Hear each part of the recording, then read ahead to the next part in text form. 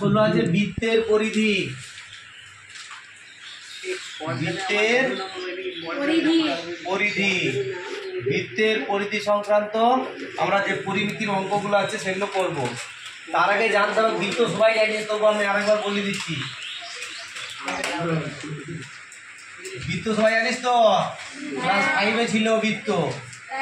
এইটা কি বৃত্তের কি বলে? এটা ভুলে গেছিস নাকি? পরিধি। আর এটা কি? কেন্দ্র।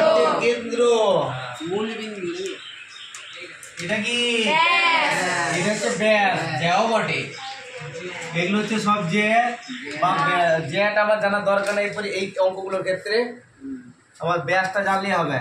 তাহলে ব্যাসের অর্ধেক হচ্ছে ব্যাসার্ধ। এখানে আমরা যে শুধু করবো যে বৃত্তের পরিধি। তো তবু আমরা এগুলো আগে বলে দিচ্ছি। এটা বৃত্তের পরিধি কাকে বলে জানিস তো? দরকার নাই যদিও, তবু বলে দিচ্ছি।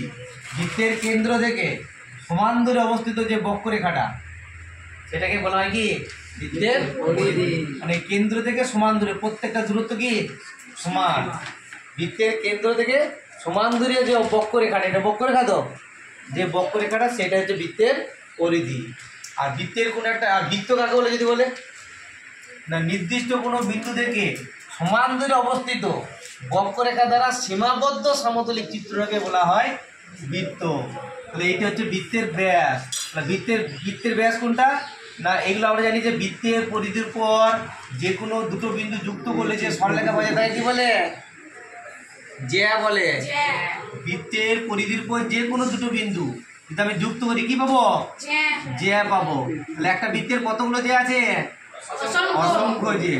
ওই জ্যাগুলোর মধ্যে যে জ্যাটা কেন্দ্র দিয়ে যাবে তাকে বলা হয় ব্যাস।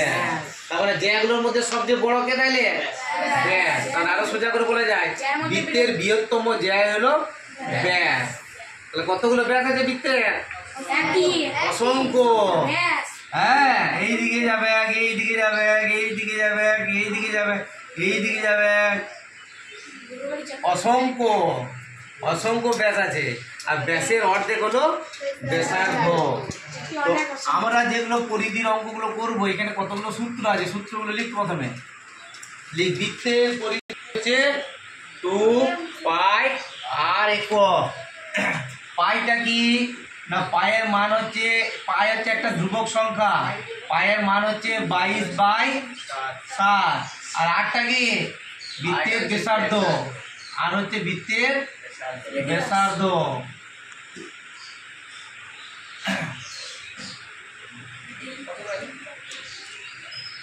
হলো, এই হচ্ছে বৃত্তের পরিধি গেল। আর কি আছে? বৃত্তের তাহলে পরিধি বের করতে হলে আমরা সবসময় সূত্র হচ্ছে 2 পাই আর পায়ের মান হচ্ছে 22/7।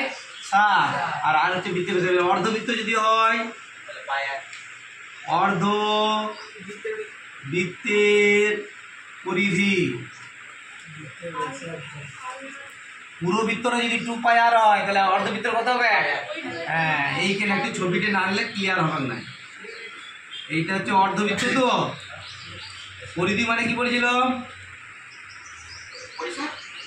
পরিসীমার 4 ধার। তো তাহলে অর্ধবৃত্তের 4 ধার কত হচ্ছে? এইটা কত? এইটা পুরোটা হলো কত? 2 পাই আর। এইটা কত হবে? 2 পাই আর। আর এইটা আছে তো, এইটা তো আছে, এটা কত? 2 আর। ব্যাসার্ধ যদি আর হয় তাহলে এটা ব্যাস তো 2 আর, পাই আর প্লাস 2 আর। এত একক। বুঝতে পেরেছিস? এই সূত্র দুটো জানতে হবে বৃত্তের পরিধির অঙ্কগুলো করতে হলে। একটা হচ্ছে বৃত্তের পরিধি 2 পাই আর, আর অর্ধবৃত্তের পরিধি হচ্ছে পাই আর প্লাস 2 আর।